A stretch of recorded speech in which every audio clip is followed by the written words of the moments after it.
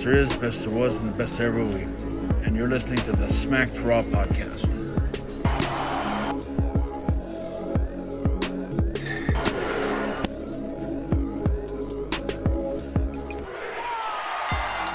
I got the live thing. Hey guys, welcome to the Smacked Raw podcast, your one-stop shop for all your WWE, AEW, NXT recaps, reviews, pay-per-view predictions. Like always, it's Kyle over here joining me today. I got SES Vince in the house. What's going on? You must be super tired, bro. Hey man, how's it going? Yeah, I'm a little gassed, but nothing a little like wrestling talk can't like rejuvenate my spirits and get me going for a little more wrestling tonight. I'm surprised maybe some coffee can help. Hell yeah. I was considering I was gonna drink a cup of coffee or a beer for the show, and then I was like, no, let's just go into it sober. Yeah. Hey man, Chicago's own independent wrestler Jay Thunder. What's up, Jay? What's going on, guys? It's definitely good to be back here, especially for Survivor Series weekend. Well, actually, this jam-packed wrestling weekend, man. It was wild. And it's not even over yet. This has got to be the first Survivor Series I was excited for, and it paid off, man. It paid off. You guys, if this is your first time listening to us, we're a pro wrestling podcast, just a bunch of guys talking some wrestling. You can find us on Spotify, Podbean, Stitcher Radio, Google Play Music, and iTunes. Of course, we're on YouTube. We are streaming live right now. Don't forget to hit like and subscribe on YouTube as well. Hit us up in the chat. I'm always replying there when I can. Of course, when I can. Also, follow us and hit us up on Twitter at the SmackDraw Pod. Myself at the Kai Tai Show. Vince at SES Vince, and Jay Thunder at Jay Thunder 2009. Capitalize that Please J, remember. Capitalize that T, man. Exactly. Yeah. Dude, Kyle's got it. Is Twitter case sensitive? I don't think so. I know don't Discord think so. is. Discord is. I found that out the hard way. But I don't know about Twitter, man. I don't know. No, I don't think it is. Sometimes I just like search up a Twitter handle without having all of them lowercase and still pops up. Yeah. I think for the most part it's not. Yeah, I think, because I know Discord is case sensitive, but if you just type in mine, like, it'll pop up. Yeah. Okay. So we're here to cover Survivor Series 2019, man. It's in the books. First pay-per-view, WWE pay-per-view altogether to prominently feature NXT on an equal footing as Raw and SmackDown. We had all three brands go head-to-head. And from the broadcast standpoint, it was really good, man. It was a really good pay-per-view, and I like that it was distinctly different than Takeover. So it wasn't just. I guess they felt like two very different shows, and obviously NXT takeovers are very different, but I think they complemented each other instead of one stealing the other's thunder, which typically is what happens. What about you guys?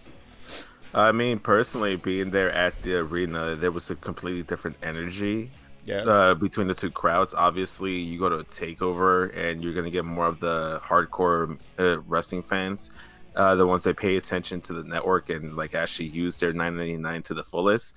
But Survivor Series did have like a good, like I want to say maybe like half or like 40% of the crowd, if not more, that are just there for like that watch Raw and SmackDown. That are the casual fans. So that's the difference between the two crowds, is that Survivor Series had a little bit more of the casuals mixed in with the hardcore fans and the families and all that stuff. So it was more of a melting pot at Survivor Series as opposed to War Games. Okay, cool.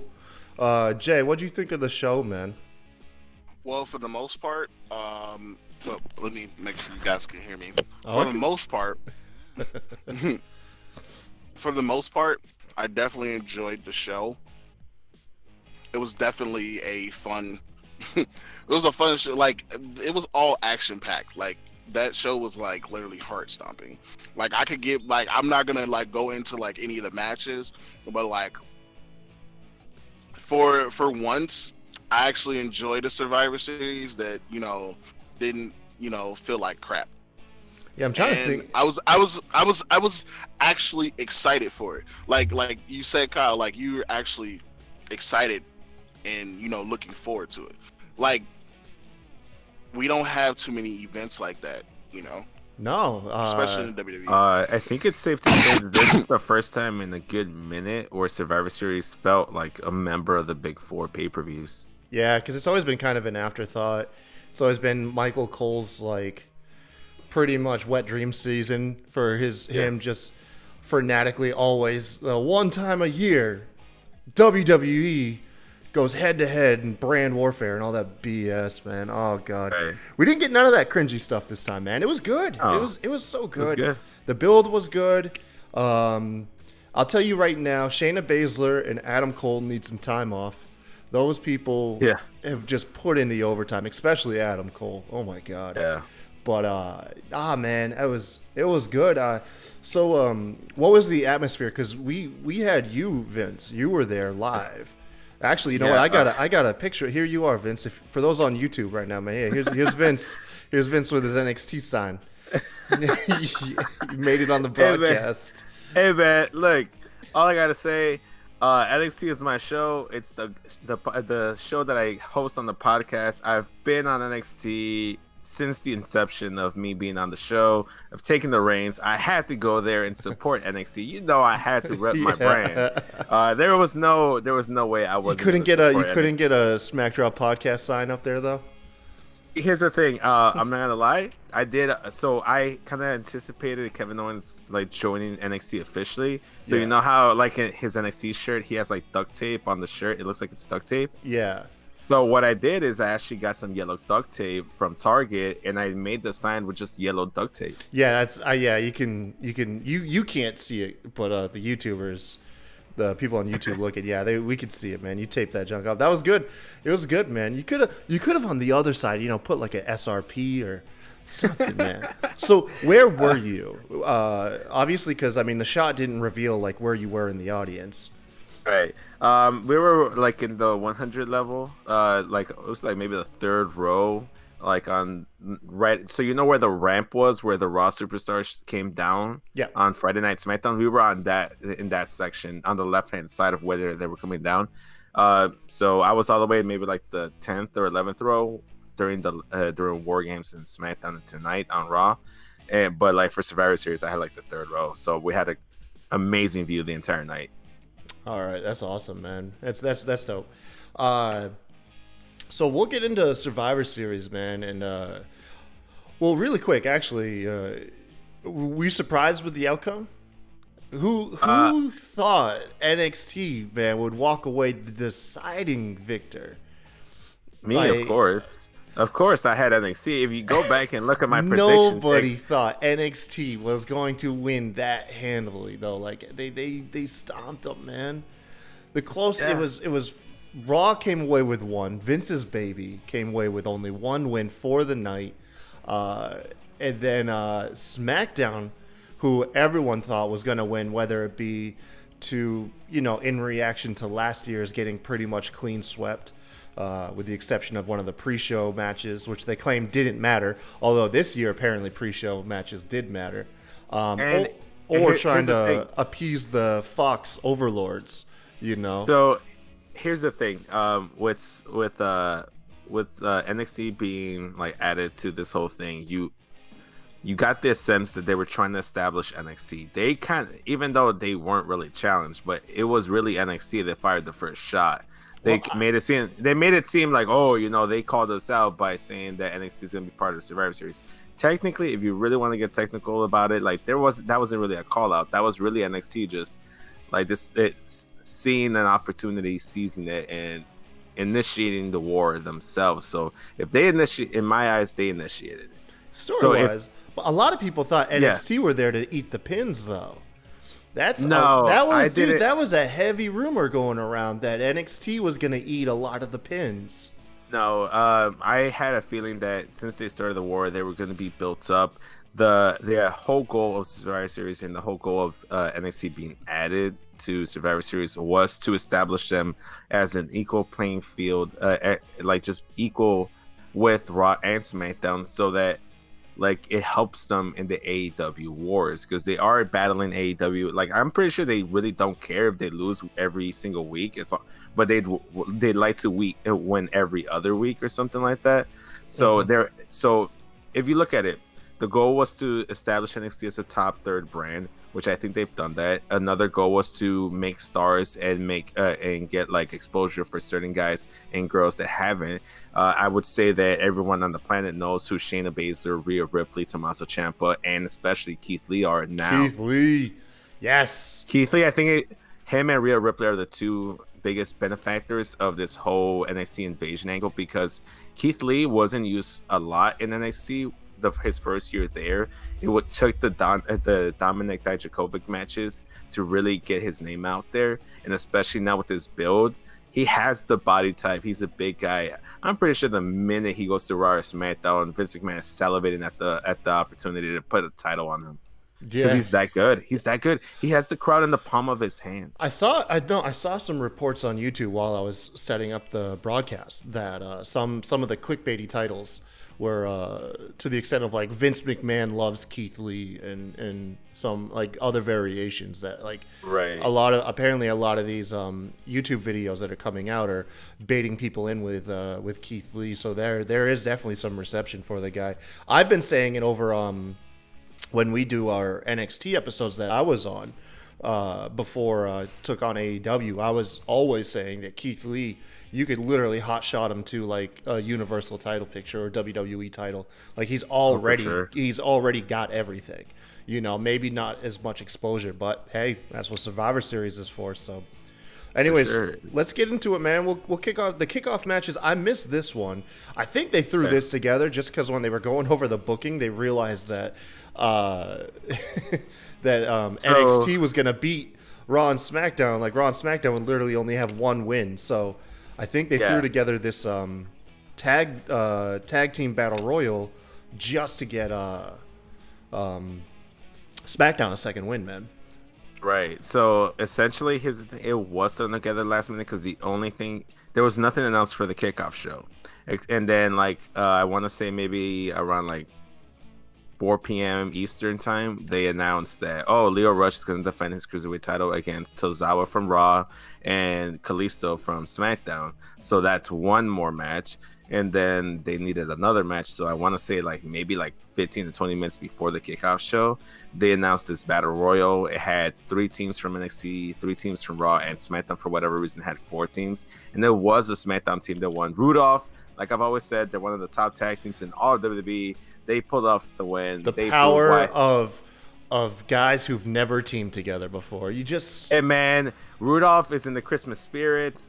December's rolling right around. You know, they're getting ready to help out with Santa's sleigh, so they needed that win to look strong for Christmas. Oh my god, dude, that is some cheesy, corny stuff. You are so corny, dude. Oh my god. Hey man.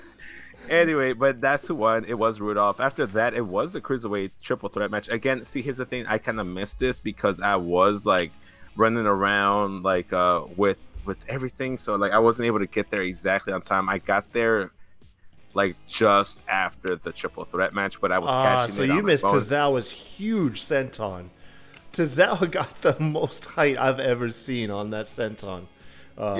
Drop that he does, man. He crushed it, Vince. Dang it, because that was one of the things I wanted to ask you is how big that looked in person, and you missed it.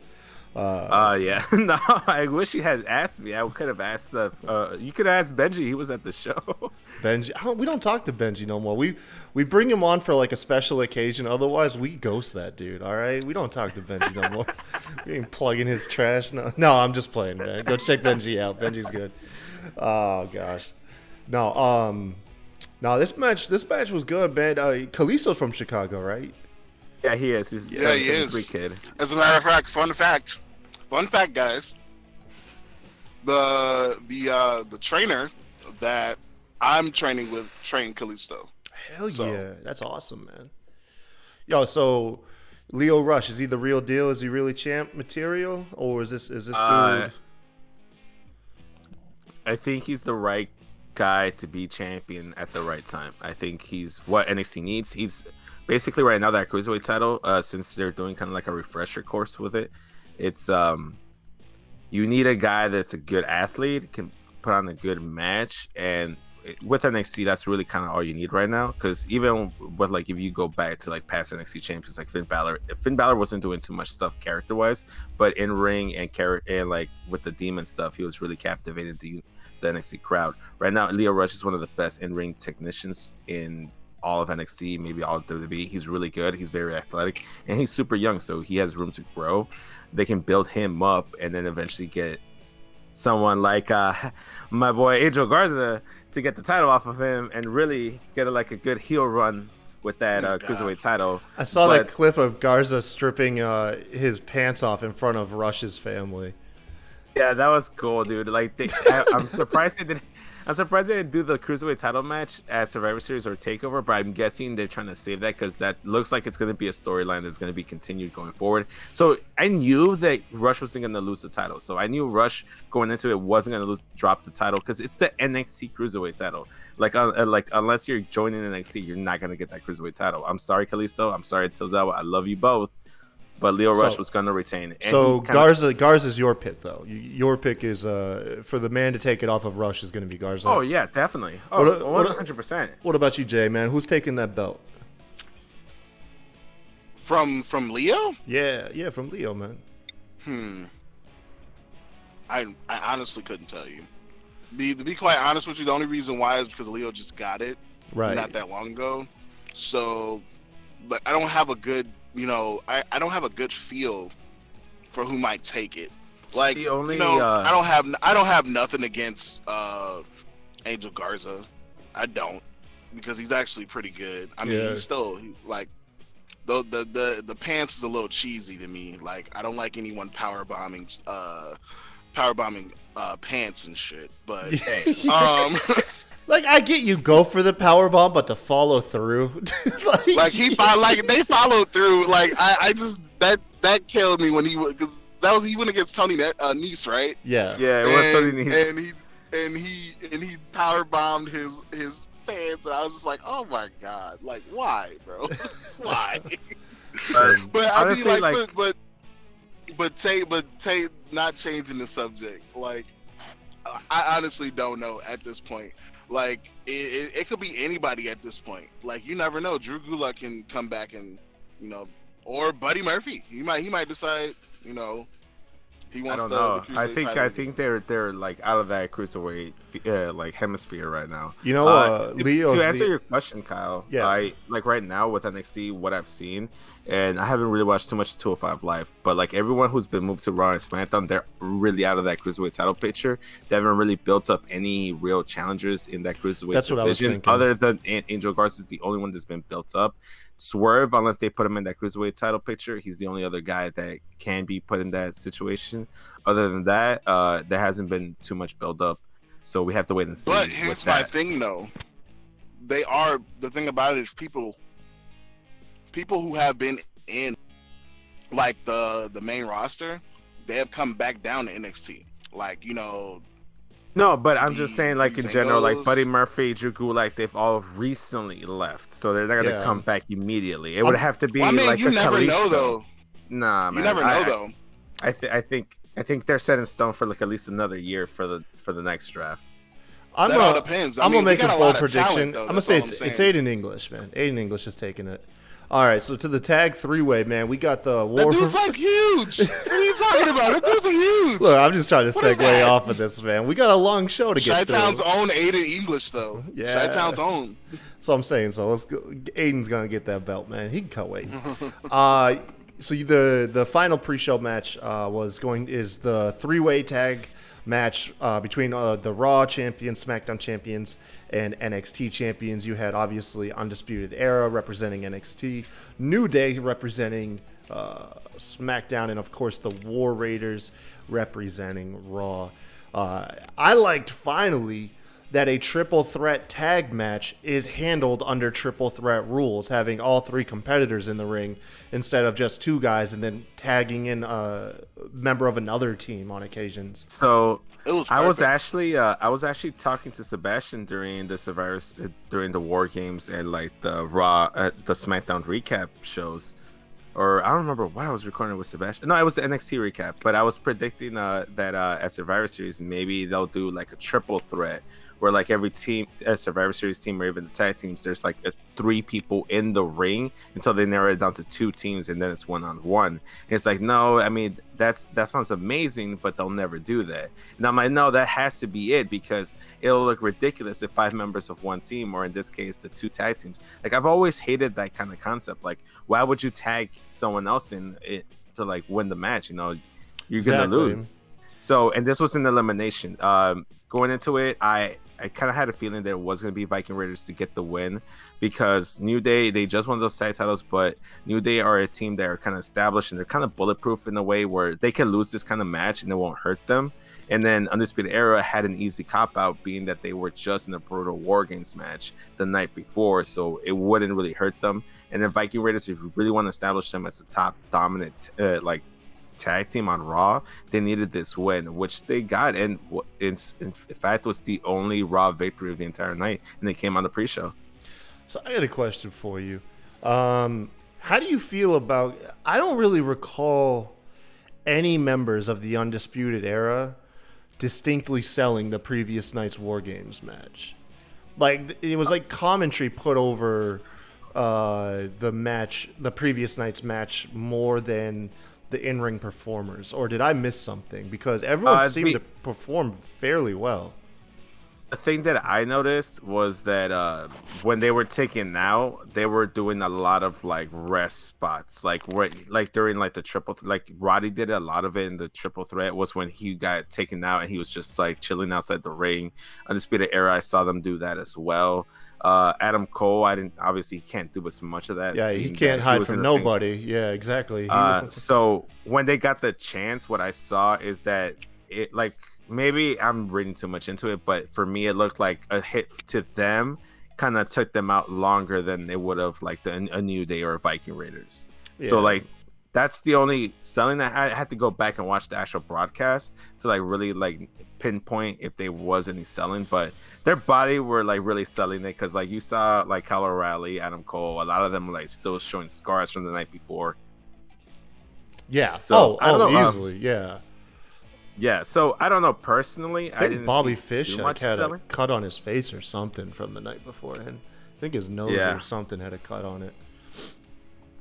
I thought the match was really good. I was a little disappointed it was on the pre-show, because I thought it was like main card worthy, but at the same time, you can't fit everything on the main card, and I kind of prefer doing it this way. You know, like just rotate some stuff. You know, sometimes maybe next time you put the triple threat on there. Or like I don't know, like I like the setup. The kickoff show felt like a big deal because of that triple threat. I'll give it that, but I don't know. Kickoff show overall was a really fun experience. Well, you could do it if you build the kickoff shows. I think they should do with them is do what UFC does, rebrand it like to preliminary matches and have a main event, because then you could still make it important, because. That's what UFC does with their, because they'll have, UFC's got like 2 pre-shows before you get to a main card. And granted, a lot of those matches are new up-and-comers, lesser-known people, or people they don't think are going to give an exciting fight. But at the end of each one, there is a main event, and that usually has more well-established fighters to help make it feel more impactful. And I think you could accomplish that here, because had they just labeled this the main event of the kickoff show or something like that, it feels like it fits better, and it would give it a little bit more importance than, because right now there's a kind of a stigma to the kickoff shows. Like if your match lands there, that it's like almost like we shouldn't really care about it that much.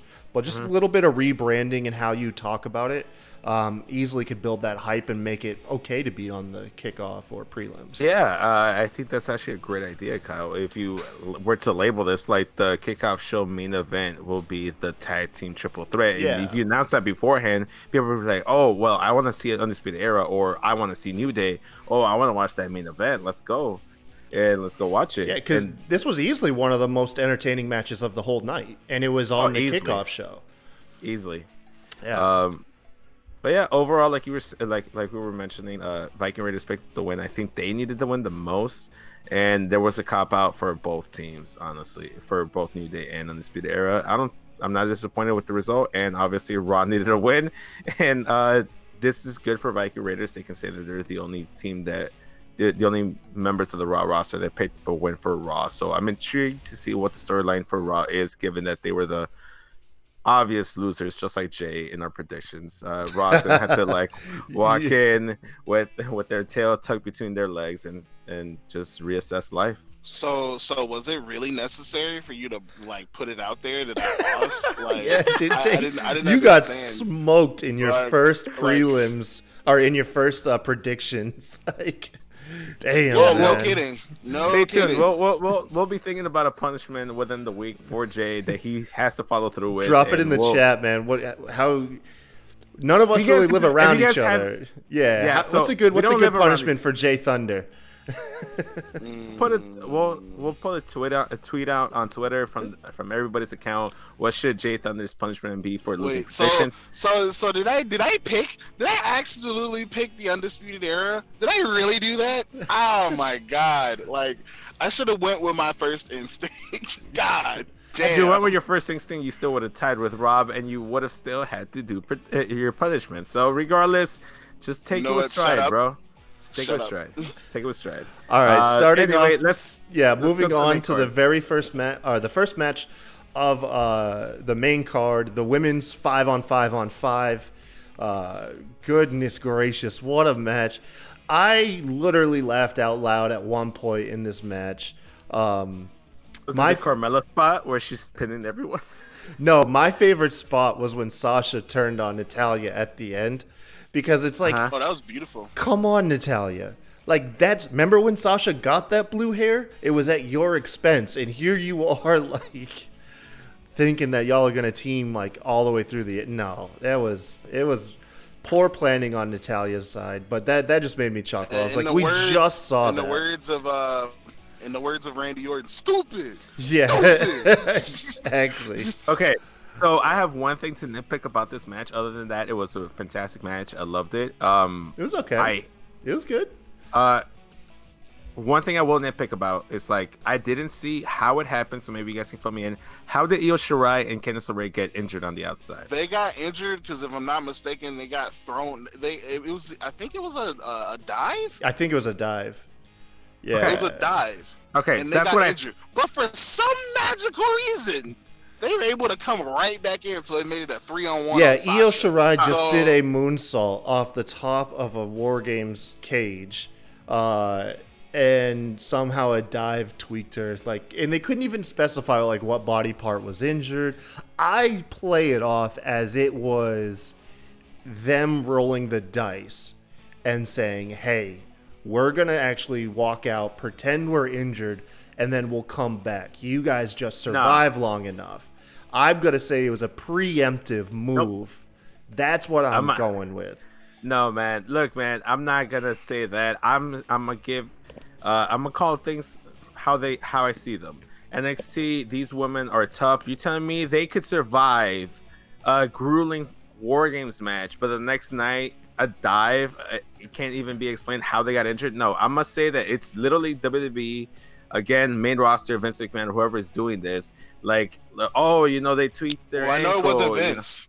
It was not Vince, because it was NXT at this point. So it was like, No, because like he'll take like here's the thing: if it's on Survivor Series main card, he's gonna have a final say on things. So whoever True. came up with this obviously doesn't watch NXT or doesn't think that the main roster keeps up with the continuity, which is ridiculous when you're trying to like establish the NXT as much must watch and is on the equal playing field as Raw and SmackDown. I didn't like how. Again, like they go through this long, grueling match, but you're telling me that a dive takes out two of their toughest. You're missing some competitors in all- context though, because you were there live. When they came back, commentators were playing it like they were the heels. Obviously, it was being played up that they were coming back and using essentially underhanded tactics to get the win. The commentators really, for a lot of I want to say a couple of the matches, just NXT was the heel brand, which I found kind of odd, and considering you well, have. I mean, Actually, no. Like for that match, I felt like they were the heel brand. But for every other match, I felt like they were the underdogs. Like seriously. It was kind of weird. My question was it announced later that Io Shirai and Candice LeRae were never eliminated, or were they eliminated and just came back to just? No, they didn't cover that at all. They glossed over that, man. Yeah, they literally glossed over it. Yeah, once the match was done, they never came back to it to explain it or give it further context. They just kept moving with the show. Sure didn't. So I knew firsthand that the Raw women were going to lose just for the simple fact that they weren't color coordinated. They were the only team that weren't color coordinated. Other than that, I'm like, if you don't come in there repping your team colors, you're losing. I'm sorry. You're going to lose. Like I thought SmackDown was going to win for sure. Yeah. No, Anthem had all the blue, but no, you have. As much as a fan as I am of Dana Brooke, I'm a realist. If Dana Brooke's on your team, you're not getting a victory.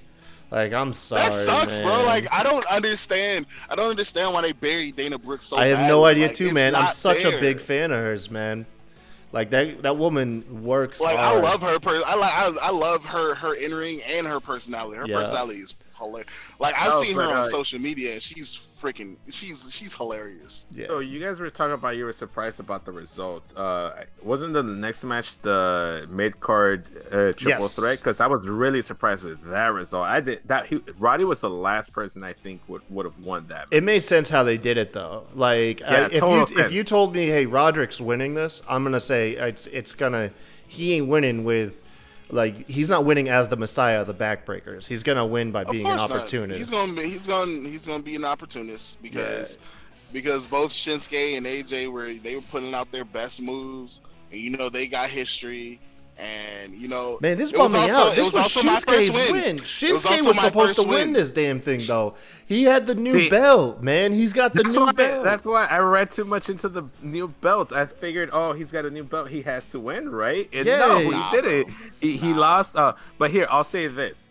I legitimately think that they made a star out of Roderick Strong again. Because here's the thing, like. With Kyle O'Reilly and Bobby Fish, they're the tag team guys. They're the tag team guys. Adam Cole is the big star of Undisputed Era. I could honestly sit here and say that Roderick Strong, out of all 4 members, is probably the best in-ring wrestler out of all of them. But a lot of people just gloss over him because he doesn't have like that character or whatever. It's kind of like built up more when he's been a heel, like joining up with Undisputed Era. And in his matches is where you see his heel work shine. I feel like he's the Chris Benoit of the group. Right, and here's the thing. I love the way they finished this match because it was just like in his triple threat North American title match against Keith Lee and Dominik Dijakovic, where Keith Lee was about to beat Dijak for the title, and he comes in and steals the win from Keith Lee. And he did the same thing with AJ, and I don't know. I just loved it. I thought the match worked well. There was not a single spot in the entire match where I was like, damn, like this is kind of boring. Like, no, everything was really cool. Everybody worked well together. I knew they were going to mesh well, and because they're all phenomenal wrestlers. And I just figured they'd have chemistry given that they all have past history in Ring of Honor. I'll say one thing about Undisputed Era. They're all billed intelligent. It's not Adam Cole, the intelligent leader of the group and his goons. Like, they all seem on equal footing as being intelligent wrestlers. You don't see that too often in stables and stuff like that. It's I mean, because they're all opportunists and they're all great wrestlers, man. God, man, Shinsuke though, my boy Shinsuke was supposed to walk away with this one, man. It kills me. But yeah, are you disappointed that he's the one that took the pin? I'm double disappointed. Yes, it adds to it, man. It hurts even worse because I was like, I could be wrong, but at least my boy didn't get pinned. It's like, no, I was double wrong, man. Not only did he not win. You want to know why I'm disappointed? You want to know why I'm disappointed? Because that was my first win out of the whole series. You were out of the whole series. That was my first. That was my. I think you were the only one that's what I'm saying. 4 matches in, I picked Roderick. Strong. Being intelligent as I am, I picked Roderick Strong, and I thought it was smooth sailing from right there. But no, man, you kept getting it wrong. Oh God. One quick question. I want because I can't. I'm struggling to think of anyone right now. Would you say that Undisputed Era is probably the best faction in all of wrestling right now? Like yes, by far. world round World round or I think so. WWE? No, I mean WWE. There's not too many factions. Obviously, they're the only like outliner there, unless you want to compare them to Forgotten Sons. But I think if you go to AEW, you go to New Japan, they might be the best. Well, I mean, faction. when you go by the fact they're all champs, the only male Undisputed Era champion on NXT is Lio Rush, as cruiserweight champ. But they'll probably add a fifth member just so they can get that belt too. Yeah, I mean, they I recruit feel my like boy Angel Garza. He gets a title. Stop. He joins the Undisputed Era. Stop with the Garza. All right, listen. Stop. I'll remove you from this podcast like Garza removes his pants, bro. Like I swear. Ooh. We'll tear you right away from this stream. So. Oh my god. Wow. Yo. I love it. On that note, all I'm gonna say is that like I feel like they're a modern day evolution, man. Like that's how I feel. Well, like, evolution was about the generations, though. You had the past meeting the present along with the future. They're all the present. You know what I mean? And arguably if that's future. the case, could I consider them four horsemen? Could I consider them that? Okay, so I'd be more inclined to call them that. Yeah, for sure. Okay. The thing that I say is so back when Bullet Club was a big thing, they all WWE wanted that thing, and they created the club with AJ Styles and Doc Gallows and Carl Anderson, and they were trying to recapture that whole Bullet Club feel, but they really didn't. Without trying, they kind of created their own Bullet Club gang warfare group within NXT, but it's really all about intellectual they're just savvy in ring technicians, and they're not booked like chicken shit heels. They're booked like they outsmart you, they're not gonna do things to that isn't in their benefit. It's like that Wolfpack mentality, just like the NWO, just like Bullet Club. I feel like they fall under the same umbrella. They're not exactly Bullet Club, but they fill that same role. I feel like they're original. They're about as original as you can be in this industry. It's an original WWE creation where obviously you get the idea from past stables like DX, like NWO, like Bullet Club, but you made it your own. And I remember a lot of people weren't really high on the Undisputed Era name, or I was just gonna lead into that. Everyone wanted them to be referred to as, I think, Dishonored was the one that was going around. Yeah. No, you're right. I like the name now, though. I like the name. It's just one of the things where you give it time. And then I didn't even like the handshake. I didn't even like the whole hand sign, but now I'm warming up to it. I was throwing that up all weekend. He's so corny, man. Hey, I'm sorry, man. I have so much Undisputed wrestling in me. Era. The market me just came out. Let's go back to the from one member of Undisputed Era's match to the last one. You had Adam Cole successfully retained. Yeah, Jesus. Oh wait. Before it leads into the Adam Cole stuff too. But put some respect on the Undisputed Era main WWE, because Adam Roger Strong was about to do his boom part in the entrance, and then he got cut off. Then Adam Cole makes his entrance. He's about to do the boom, which is one of the best part of the entire entrance, and they cut him off again just to recap War Games. Oh my gosh. God. Let the entrance be fully complete. That's part of the appeal, is their entrance. I'm not. Yeah, you know what? I'm not gonna lie. I was waiting for Roddy to do the boom, and then I was also waiting for Adam Cole to do it, and then when I didn't hear it, I was like, what the? Yeah. I was like, what? Come on, man. That's the best part. The crowd shitted on that, especially in Adam Cole, because Roger Strong, you're like, okay, fine, whatever. They're trying to get through the match, but Adam Cole. Give the NXT champion his respect and let him hit his boom, damn it. Goddamn. He's the only boomer I respect out of everyone. and you won't even let him boom. Goddamn. Anyway, back to the match. at least he was able to get that Bebe part in when they announced his name. So, and they cut off the Bebe. You get 2 Bebes with Adam Cole's entrance when he's having the title match. You get the boom. You get the air guitar with Kyle O'Reilly. There's just so much cool stuff with their entrance. They're just like, I don't know. Okay, I'm being too much of a fanboy for them to be the era right now. Yeah. Anyway, let's go back to the match. This was match of the night for a lot of people. And go figure. It was the only exclusive NXT match on the whole card.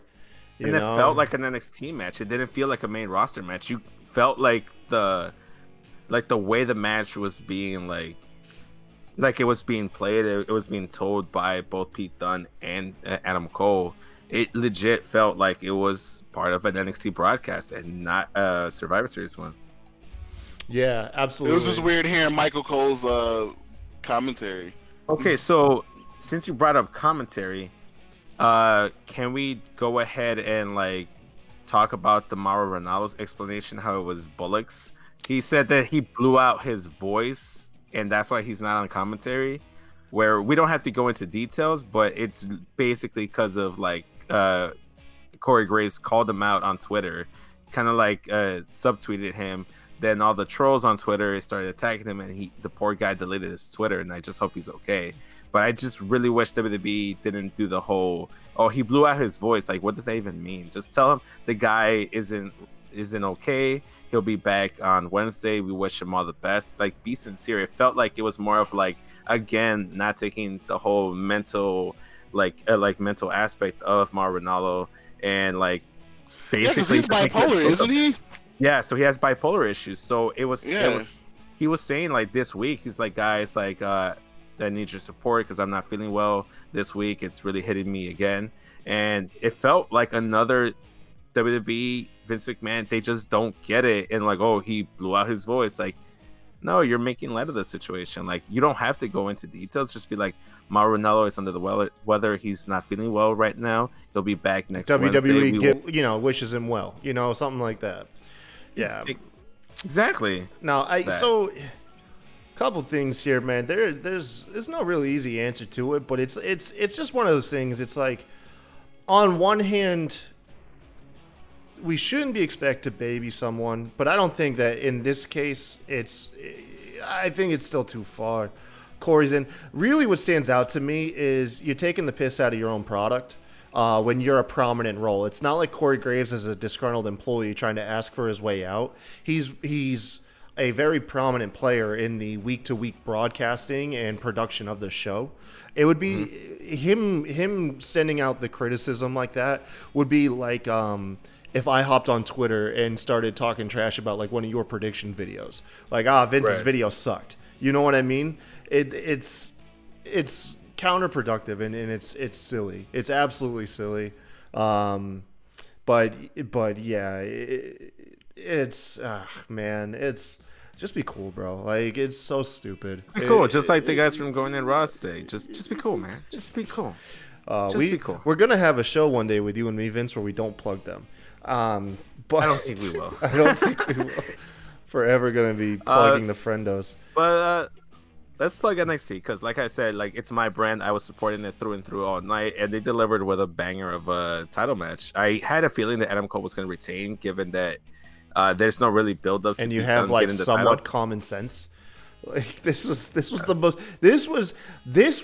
easily the most foregone conclusion. This was easy. I would have bet more on this than I would have bet on Brock Lesnar retaining. This is like, see, here's the thing. They made you believe during that match that Ray had a chance. So much so that I changed my prediction right before the match started, and it cost me a little bit. I didn't lose predictions, but it could have cost me. But going back to this match, it was just amazing. I thought for a second there, Adam Cole had the match won with the last shot that he hit, but it was 2 count. Then Pete Dunne hit the better end, and then I really thought he won the title, and then it wasn't the kick out. He eventually, Adam Cole did get a final last shot to win the match overall, but just props to Adam Cole, toughing it out after that crazy, dangerous, scary spot he took off the top of the War Games cage into 2 tables. How do you go into a match 24 hours later with just a little bit of rib tape, Not only that, even more props to him. He had to be up 7 a.m. Central Time, which would be 9 a.m. Eastern Time for you guys. So he had to wake up at 9 or 8 a.m. to do a fan meet and greet with the local Chicago fans. And then go to the arena, plan out his match with Pete Dunne, put the final touches on that, and then go out and deliver on this match. Crazy, man. You know what was missing, though? We didn't get a crowd shot of Britt Baker this time. It kind of bums me out. I don't think she was in the crowd this time. No? I think she only goes to takeovers. I'm pretty sure she got like a phone call. And they were like, hey, listen, we're not mad, but can you come back? Can you fly back tonight? Oh, man. Oh, this match was good, though. Yeah, Adam Cole retains. Undisputed Era shown at the top of the ramp. All their gold in tow. These guys are obviously a big deal. I hope I'm wrong about whenever they do leave NXT, they're not broken up and we have some that shine. Hopefully they can all be Michaels. Hopefully this stable can be 4 Shawn Michaels and 0 Genettis. That's what I'm going for. Okay. I mean, it could be an evolution because Triple H still went strong afterwards. You look at Randy Orton, he blossomed. Batista, he took off. The only one that really didn't take off was Ric Flair, but he was at the end of his career, and I'm pretty sure if that was like a younger Ric Flair, he would have just went skyrocketed himself. Yeah, I think that's a fair comparison. I don't think there's a single person here. I think maybe Bobby Fish, if he ever breaks off from Kyle O'Reilly. Oh, we picking out the weak link? I don't know, man. I always kind of thought like Roderick Strong had the appeal of white bread. Just character-wise. I love him in the ring, but character-wise, I think babyface Roderick Strong is like boring as all heck. But heel Roderick Strong, especially when he did like the whole Shawn Michaels pose on his couch with the North American title just covered up. He was completely. Oh god, dude, I didn't need to remember that. Oh, you did. You wanted it in the back of your mind. You know it. Oh my god. Anyways, going on to the Universal Championship match. Yeah, they brought out the red lights. So what's that like live? Can you not see crap? Okay, so here's the thing. Maybe it was just me. Maybe it's because I just recently got new glasses and I could see beautifully. But it didn't bother me so much. It legit just felt like Kane's entrance throughout the entire match. So if you've ever seen Kane's entrance, you've ever been to the show where he's making this entrance, and just imagine them keeping that light on the entire match. What was the attitude of the people around you for the match? A lot of people just weren't paying attention. Some people weren't paying attention. Some people were trying. It wasn't that bad. It's just like you just get like the same people complaining about it. It's like honestly, after a while, you just adjust to it. Yeah, it would have been worse if there was like a giant red Hell in a Cell. But it was. So here's the thing. Like honestly, like it's just like they're complaining about the red light. Yes, it's not ideal. I wouldn't like it, but eventually I got used to it. I adjusted, and it's fine. It's whatever. You need to take those little steps to make the Fiend be different. His match is different, The only thing I don't like is that, and this is just me being weird, is that look, you just got your title, new title. It's blue. It doesn't work with the red light.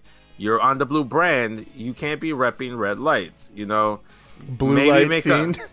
Oh no. Yeah, make it like a blue light or. Okay, so I don't know. That I would not like. At least red gives like the impression of horror movie. Like blue, just like. Okay, so maybe if Captain they do it at Smackdown. Maybe if they do it at like pay-per-views or backstage segments, maybe that could work. But honestly, if they do it on a SmackDown, I feel like that'd be the worst place to do it because there's so much blue on SmackDown already. Like it just like feel weird. It just be weird. I feel like wherever the Fiend goes, the lighting needs to turn red. Is that already a thing?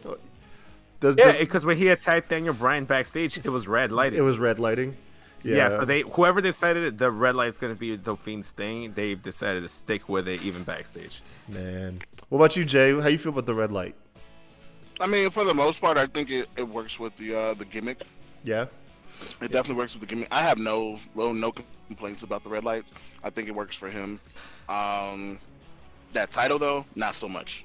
Yeah, I'm not sold on the title either. No, I told you they should have kept. They were just gonna color coordinate. I know, man. They should have kept that for whoever takes the title from the Fiend. The way that Kofi got the traditional title back after he beat Daniel Bryan, they should have done the same thing. Give the Fiend a theme title, and then let the official SmackDown branding title be for whoever takes it off him. It's gonna be Roman.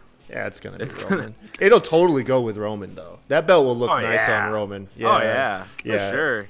Yeah, Roman look cool with that belt. Like Sami Zayn likes to say, Roman would look like a stud with that title. He looked like a stud, because that's what Sami's promo was. Like he was like, "Oh, Shinsuke, you look like a stud with that title." Oh, got you. I thought you meant he actually was like. Quick question. Yeah. Let me just ask this just for a second, because if I remember correctly, so.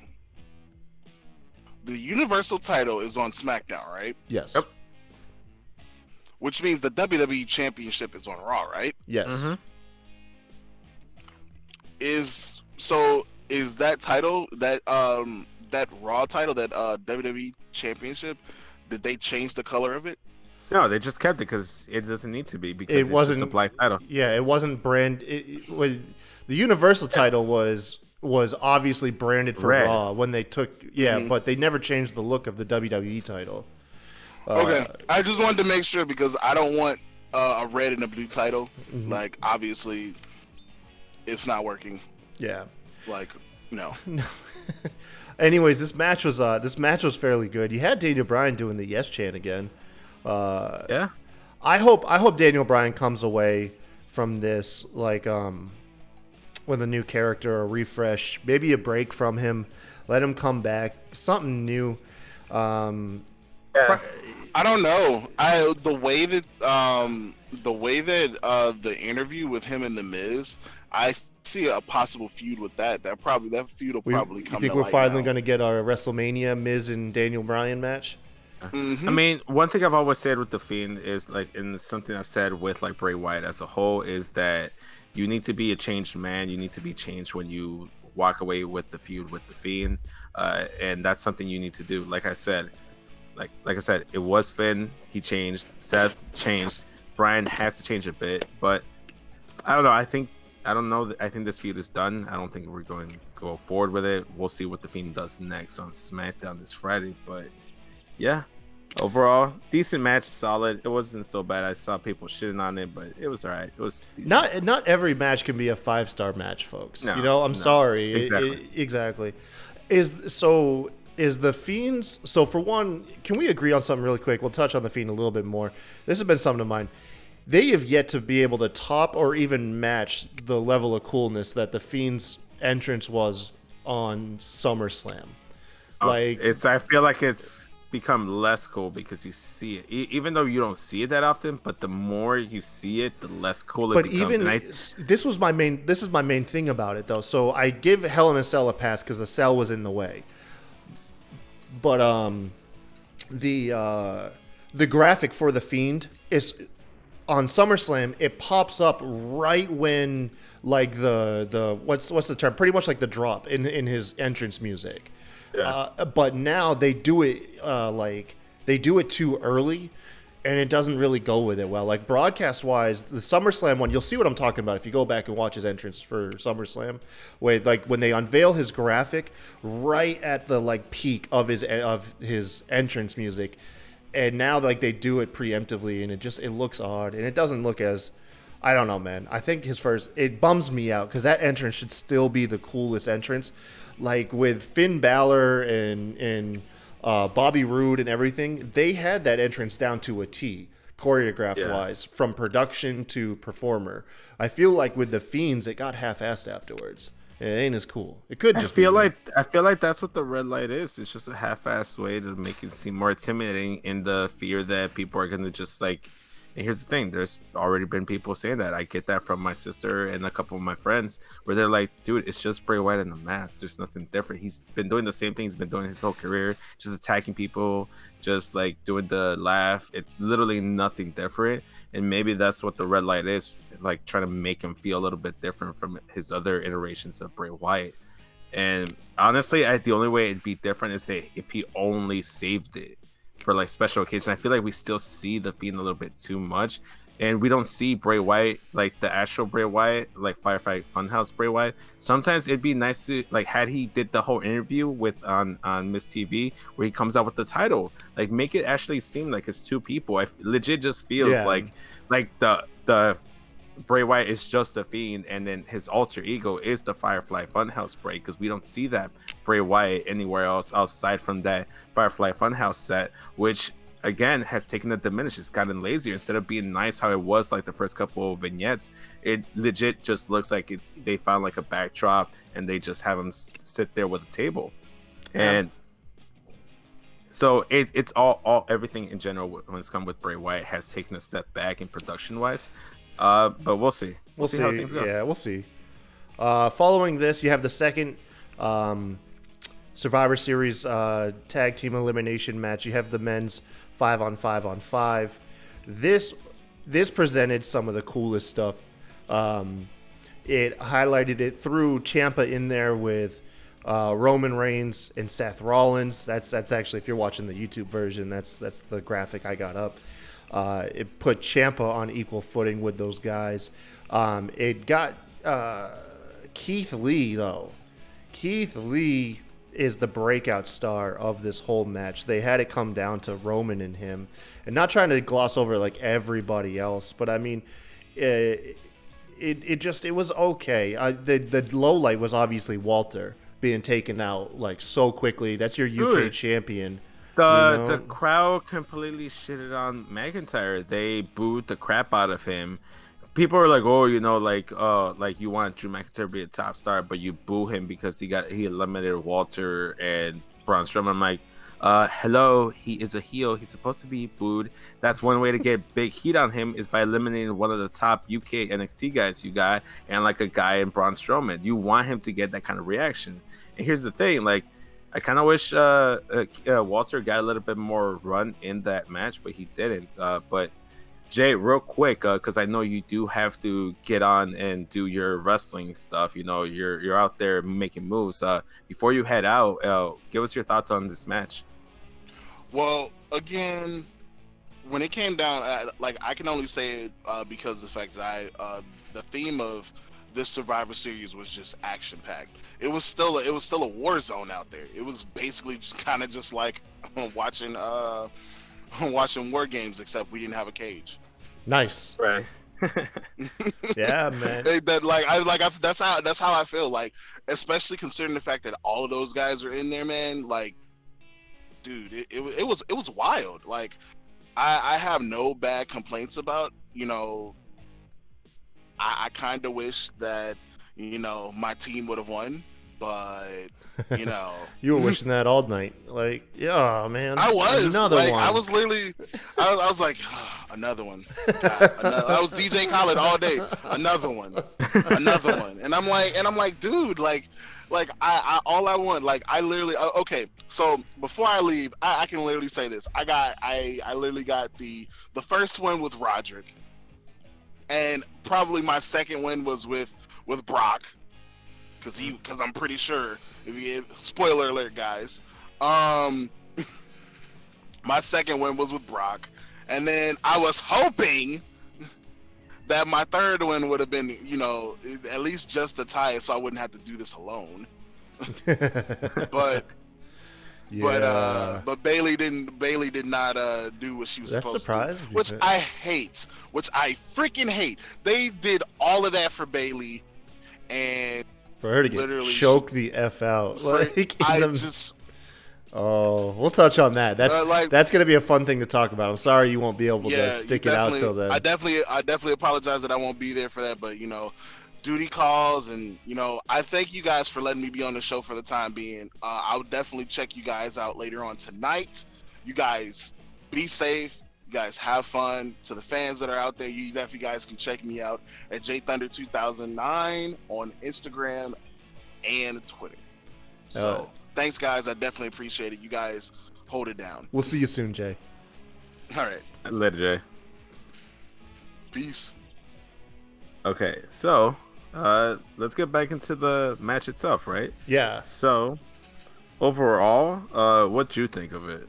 So the match was good. I missed the beginning part because I was actually building a bed for my son. I had it playing on my phone, but it's hard to kind of watch the phone constantly while you're building the bed. So I was getting a lot of the audio of it. Right. I was able to really dial down towards the end. Excuse me. And I liked it, man. Like I said, I was getting hyped when I saw Keith Lee was in there and he was staying in there. That was... for me, because like I said, Keith Lee is my favorite wrestler. I think under all of the WWE banner right now. I really think so.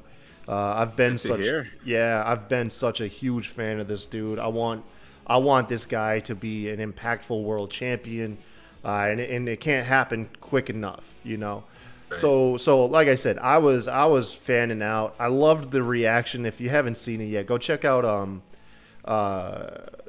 Jesus, I think his name is Mark on Twitter. He got a clip of the Wrestle Talk guys, Ollie Davis and Chopper Pete Quinnell, them freaking out when Keith Lee pinned Seth Rollins clean in the middle of the ring. That's beautiful, dude. Those guys freaked out, like they went nuts. Dude, it didn't even hit me. Like the reality didn't hit me of what I had seen. Because you're kind of numb to some of the pins in these matches because you know people get pinned easy. You know, Natalya got pinned from like a clothesline earlier the night from Sasha Banks. You know what I mean? And at that point, she was arguably at 90% health. Like she was fine. Yeah. And so it didn't really strike me until like afterwards. I was like, damn, Keith Lee just pinned Seth Rollins. Like he just pinned former Universal Champion Seth Rollins in smack dab in the middle of the ring and is now going head to head with Roman. The only thing I didn't like, there's no way around, like there's no way to avoid it. It sucks seeing Ciampa get pinned. You know, it's just like one of those guys. You know what I mean? Like you don't want to see that dude because he's such a strong competitor. They protected him in the pin because it took a Superman punch and a curb stomp, and to take him out. So it took a joint combined effort from 2/3 of the Shield to take out Ciampa. So you can't. So they did things in a way to protect certain people. Even like Baron Corbin, they kind of protected to an extent because it was technically Roman that took him out with a Superman punch and spear after they got into it so much. So that was the story for SmackDown's team, was that Baron and Roman. Yeah, the dissension there. Seth was questioning whether or not Owens was going to be a reliable member on the team. There was no payoff to that. Like just KO was all of a sudden. He's fine with being on Raw, and he gets taken out like any other guy. Like, so I don't know if you saw it, but they had like a little backstage segment where Seth goes up to KO and he's like, "Hey, I saw that. Here for, I'm trying to question your loyalty." I think that was the payoff. Was like, which is what I thought was going to be. Kevin Owens said, "Yeah, that was just a one-time thing. I went there to just basically collect the debt." For Undisputed Era attacking me on Raw. No, Triple H was preaching the truth, man. KO should have turncoat. He should have turncoat. He should have left. He should have put in his resignation at Raw. Went become another member of NXT. They could use the star power on Wednesday nights. Kevin Owens would be perfect over there. So here's the thing. I kind of agree with what Kevin said. I know that NXT used him better, and he hasn't been used to his full potential on main roster or SmackDown, Raw, whatever, since NXT is technically main roster now. Raw does need Kevin Owens because they don't have too many like characters. I feel like they're like bombarding us with like a lot of bad content, and they're just reused. So here's the thing: Raw needs more like talent just because of the 3 hours. NXT has proven that they can build up stars. Dominic Dijakovic, when he first debuted, I could care less about. He's one of my favorite wrestlers right now. Keith Lee wasn't being used for a whole year probably, and then now he's probably your future world champion in like 2 years time. And I'm not talking about NXT. I'm talking about in WWE, either WWE or Universal Champion. He's probably going to be a Universal Champion by sometime in the new decade. No, he's gonna hold the unified belt. By the point he's champion, they will have unified the belts. I'm calling. Oh, so he's gonna unify SmackDown, Raw, and SmackDown. And no, NXT. no, I'm not saying I'm not saying WWE he's undisputed Universal Champion of the world, bask in his glory. yeah, man. Give him all the titles. I'm saying the belts will have been unified by then, and Keith Lee will hold. I don't the know about unified that. belt. I don't know about that. We'll see. But Let me make my crazy predictions. Hey, man, look. Earlier in the show, I said Aiden English is winning the cruiserweight belt. Okay, just let me throw my stuff out there. Just let me throw stuff out there, man. That was more to transition to the next match. I'm not gonna actually hold you to that prediction because you're not gonna remember it like 2 weeks from now. I'll remember. Brock Lesnar, man. Look at him. I got a picture of him and Paul, man. Brock just got his butt kicked, man, in this match. Oh, man, he did. How was the crowd there for seeing Dominic, Ray and Dominic hit those tandem weapon shots on Brock, and then of course the tandem 619 followed up by back-to-back frog splashes. How were y'all? Were y'all freaking out, man? A crowd lost their shit. Yeah, is the best way I can put it. I was probably in the 619 section. My friend and my 2 friends and a third friend of theirs, they had a 619 sign. They got on TV. We had a Mexican flag. There were I think 2 more Mexican flags spread out in the arena. I saw a couple Rey Mysterio masks, especially in my little group. So Rey Mysterio, obviously big Latino guy, big Mexican icon, right up there with Eddie Guerrero. Chicago, along with he's not in the Hall of Fame yet. So I'm guessing he's not done just yet. I'm guessing the minute he retires, he's gonna get inducted, just like Edge did. That's true. Yeah, they're just waiting for his retirement announcement. Yeah, it's gonna be more of a I'm officially retiring and stuff like that. But you look at New York, Chicago, LA, some of the even Texas, some of the biggest markets for Mexicans, and you're gonna see a lot of Latino support there, and you felt that at the arena. There were obviously a couple guys that are just oh, Brock Lesnar's the best thing ever, and then they'll cheer for Brock Lesnar. But overall, 95% of the crowd was behind Rey Mysterio. He busted out the amazing Joaquin Phoenix Joker get up. He continued his theme of bringing out comic characters and using them. You got Joker out of that too. Everyone online is saying he looks like Doink the Clown. No, he came out with a red suit like Joaquin Phoenix. His the tank top was yellow, just like Joaquin Phoenix's. His hair was green, just like Joaquin Phoenix's. No, everyone is online is comparing him to Doink the Clown. So many people mistook that. Disrespect. Disrespect. No, man. Put some respect to my man Rey Mysterio. He came out there with a lead pipe, laid Brock Lesnar. Dude, that went over so many people's heads, man. It went over so many people's heads. It went over people's heads, and I'm like, yo, man, y'all need to get educated, man. It's the hottest movie on the planet, and you can't see the guy repping it in his outfit. It was silly. But yeah. So he gets the lead pipe. Dominic comes out, gets a chair. They both go to town on Brock. It was awesome seeing them together. Very short-lived. The tandem 619. Oh my gosh, can I just say, Dominic, you have one of the best 619s I've seen. His future is bright for that kid. He's probably been working on that 619 since he was a little kid, man. He's been just doing that one move. The frog splash needs a little work, though. Story to him when he was a kid. He's been working on the 6. No, that proves it right there that Eddie's not his real dad, because that frog splash needs some work. All right. Yeah, it does. That man, you know what? It was a pretty bad. Okay, so look, he got high.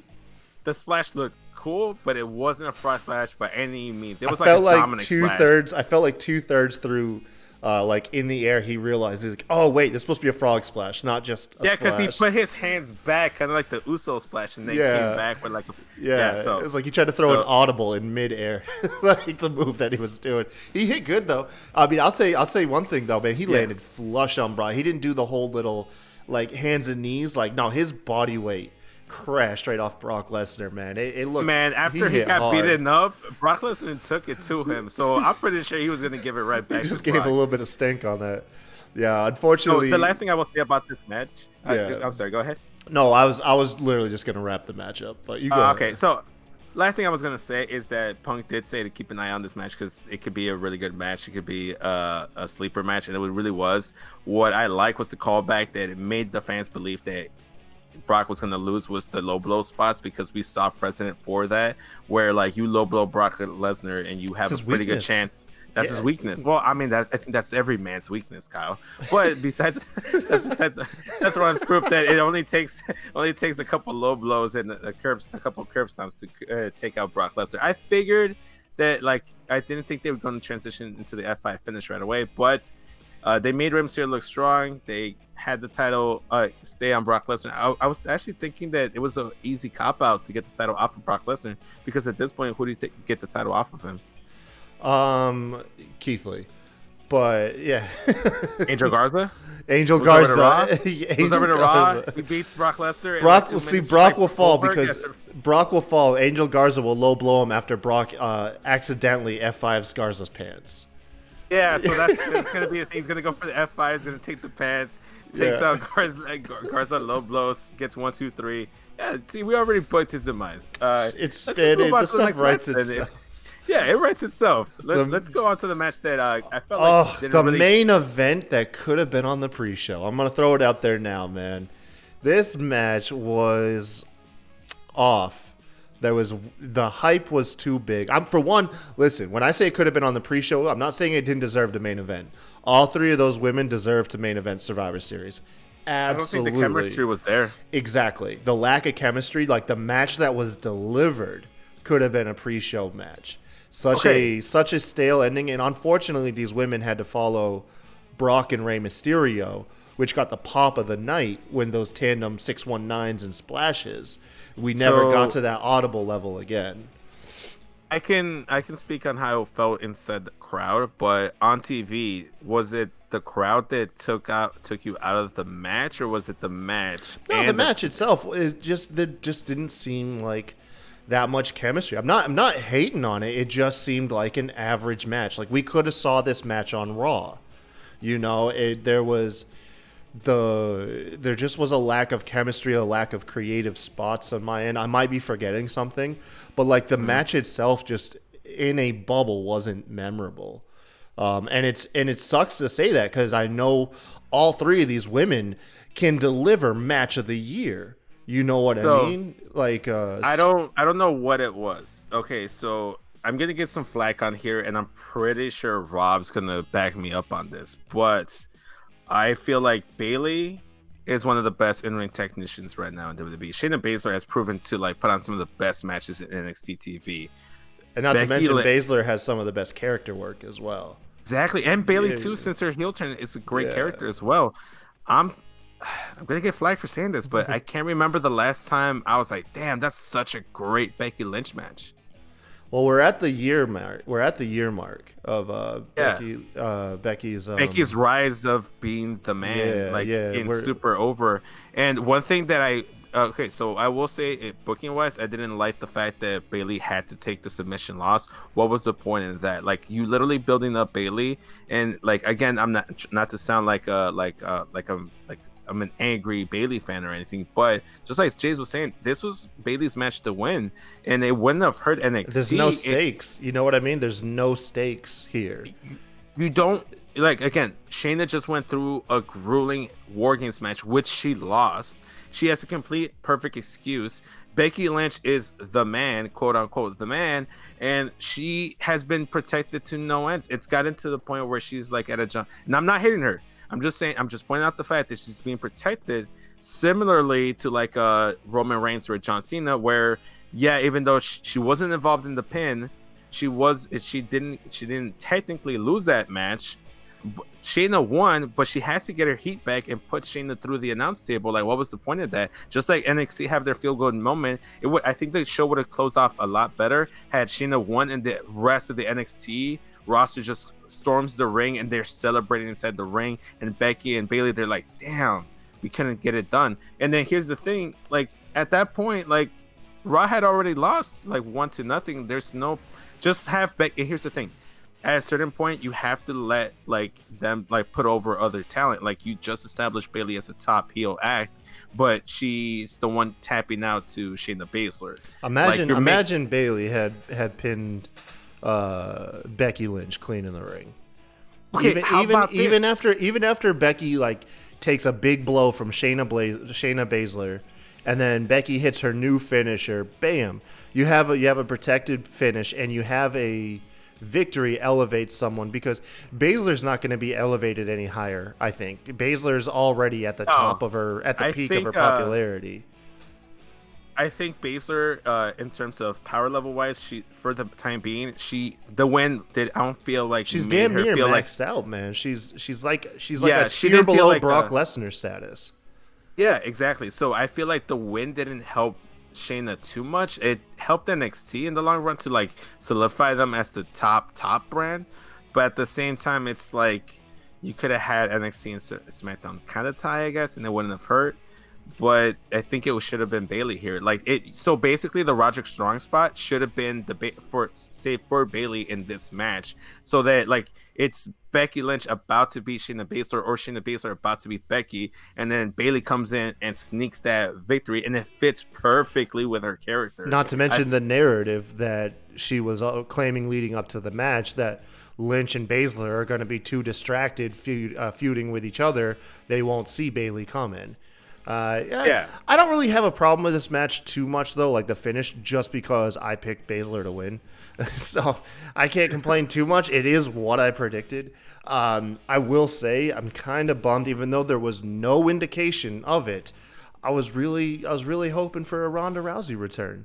I was really hoping for like a big return Survivor Series, something that like because it's like it could have used. If there was one thing I would have added to the show, is it could have used either a debut or a return. Granted, it is kind of like every NXT star, like a debut for them, obviously. Yeah. So the one thing I will say is that if you had a Ronda spot, it would have taken away from NXT. What this moment Yeah, was. that's Not just for NXT, but for the women going out there and main eventing. This is the first time they've main evented like a big 4 pay-per-view. Yeah, you'd have a lot of people saying that they only got that spot because Ronda was gonna the shock and return they got it. for Ronda. Here's the thing. Leading up to this pay-per-view, regardless of how you felt about the match, would you not say that this is the one that had the most heat, the most hype, the most build to it? Exactly. Easily. And I'm not putting any blame on any specific member in this match. I think they're all great. I like them all. I kind of just wish it would have been Bayley, because it would have helped her character out. They got up at 7 a.m. and were doing meet and greets, man. They were tired, bro. Like something, man. Something just didn't click during the match. That's all.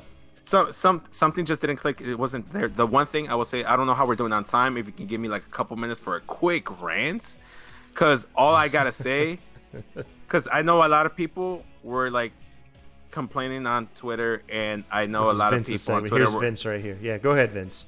Okay, so because I saw Benji being one of the people trying to defend Chicago, and I know it's different for you. I don't want this whole stigma that Chicago like is trash with the whole CM Punk stuff. Like, look, when there's a Lana segment, like the Rusev Lana storyline segment is trash, CM Punk chants are warranted. Where I like how you put my picture up on the thing. When AJ Styles is saying he's the best thing going here in Chicago, even though CM Punk's from here, you're asking for a CM Punk chant. If you're out there and you just see a GTS by Matt Riddle on War Games and you decide to do a CM Punk chant, I don't care if you're in Chicago or in Tennessee or in Quebec, Canada, or like in Honolulu, Hawaii. Don't do it. You're taking away from the stars. Then you go in the triple threat match. You're trying to start a CM Punk chant. Like here's the thing. I love Chicago. I'm proud to be from Chicago, but I was embarrassed with our showing last night. And then you get to the main event. Like, it's legit one of those things where they don't have anything to chant for, so you sit through the entire pay-per-view. You're tired. I get it. You're tired. But guess what's the main event? If you're bored, go home. Don't sit there and chant boring at the girls, at any superstar, regardless. So let's say it was Roman versus Baron Corbin. If you're bored, go home. Don't chant boring. If you're bored, just go home. You paid your money. This is the last match of the show. Go home, people. Like, legit, you're not helping out the match. Like, yes, the match wasn't the best it could have been. It wasn't like a freaking 5-star match by any means, but it was about the moment. As a crowd, I got on. Women haven't headlined. This is only the second Big Four pay-per-view women have headlined, right? That I'm aware of. Exactly. So it's the second time they've headlined, and this time it was without Ronda Rousey. It was a big deal, even if the match technically, mechanically didn't fit how it's supposed to. Here's what you're supposed to do as a fan. If you really support these women and you support the wrestlers in general, you don't sit there and chant boring unless it's legit a trash segment, which it wasn't. They were trying, it just didn't work out. It didn't click.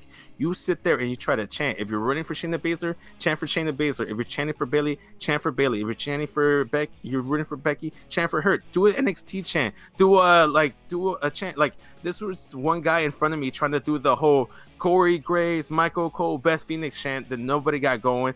People wanted to get a table chant going. People try to get CM Punk chants going. People were trying to do boring chants, and I'm over here like, go home. So so you were around a lot of heckling. Yeah. Okay. And I didn't really recall hearing any of that on the broadcast. Maybe I wasn't tuned into it quite as like, because I had my wife and son in the room as well. Yeah. But I didn't pick up on any of that. I just picked up on it was a lackluster match. No, and here's the thing. I saw people were shitting. The CM Punk chants got through on the broadcast. There were some people that tried to do a boring chant that just wouldn't take off. And legit, like I'm trying not to get too passionate, but I got up and said, if you're bored, just go home. And it wasn't just me. I had a couple friends in other sections had the same thing. Benji was trying to defend it, and I said, no, we were terrible. We weren't helping at all. We were bad. We have to own that. So I love Chicago. Did you run into Benji at the event? Run into Benji. I had my own stuff going. I had like a whole group of people. We had stuff already planned. No, man, come on, man. Don't downplay it, man. He ain't with us, so you ghosted him. You're like, man, I don't need to see that fool no more. No, I didn't ghost him on purpose. Maybe he had ghosted me on purpose because I didn't really see him. If he wanted to link up, he could have hit me up. But I think that's the core of my rants is like, just not Chicago fans in general. Like, if you really want to support these wrestlers, help them out instead of chanting for CM Punk or chanting boring or chanting for John Cena or whatever. I'm not saying John Cena chants happen. I'm just saying, just pointing stuff out. Just like help them out. Like, I feel like if the crowd gets more into it and tries to help gas the wrestlers up, it translates on the broadcast and it helps the match overall. You don't do that in like a local indie wrestling show. You wouldn't do that here. It's just like the common fun thing to do. Here's the thing. If that happened in AEW, people are like, oh, just give it a chance. The wrestlers are trying. But because it's WWE, it's the main event and it's the women, you're tired and you just, it's not living up to your expectations. You're going to shit on the match. Like, no. Like, yeah, I don't man. know. Yeah, I mean, exactly like you said, go home. But really, I mean, still happy for him. I can't wait to see Raw tonight, though. Yeah, I'm still excited for that. I still have to go ahead and get ready. And I forget who said it, but they said Raw needs to open with Seth Rollins, like a 10-minute segment of Seth Rollins backstage locker room, asking everybody why they didn't burn it down. I think that'd be interesting. We'll see how that works out. Yeah, man. Make sure you guys tune in. We'll either be. It always depends on the scheduling of us cast members. We'll either be shooting live right after Raw or shortly in the morning and go up the following afternoon. But yeah, just tune in, you guys. We put out at least 4 shows a week, man. Thank you guys for joining us. Sorry for the rants. Sorry for the rant. Don't need to apologize. Don't apologize, man. It's just bad. Don't apologize. You deserve the rant. They deserve the rant, man. Screw those guys. They're boring. Yeah. Screw those guys. Crash yesterday. I wasn't proud of Chicago yesterday. Yeah. Anyways, thank you guys for joining us. Until next time, you guys have a good one. Later.